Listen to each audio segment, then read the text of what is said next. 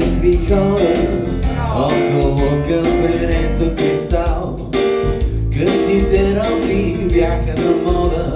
Емил Димитров едва беше запял.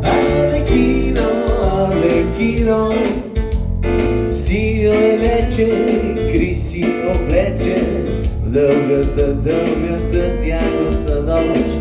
Коров намери вълшебното цвете и светът стана по-малко лош. От дъжда, който чука в листата, с него тогава горяхме от обич. Лили беше малка съм аз, а на Витруша облаци нови се прегръщаха сякаш на нас. Коста Цолев тогава пред всички обяви микрофона е ваш и излезе Богдана самичка и запяна се е. Зелено око момиче откри за Боян колко много неща са красиви, а пък Коджунов така и до днес не разбра, че и розите май са будливи. А по Йорданка делфините гуват, Гошо потъна сам в тишина.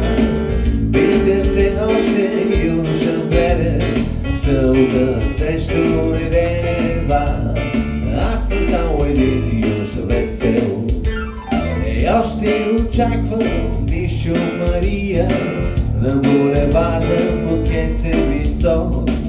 Вятърът свири всяка сфония, песен из филма Козия рок.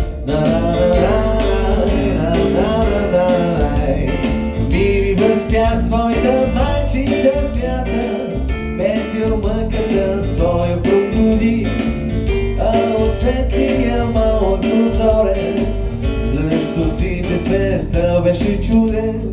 Нямаше група, сигнал и каскади, импресария и може би Маргарита успя да запази своя острел за покъсни дни. Нямаше диско, нямаше реге, нямаше още Диана Експрес, нито на Васко кой да му каже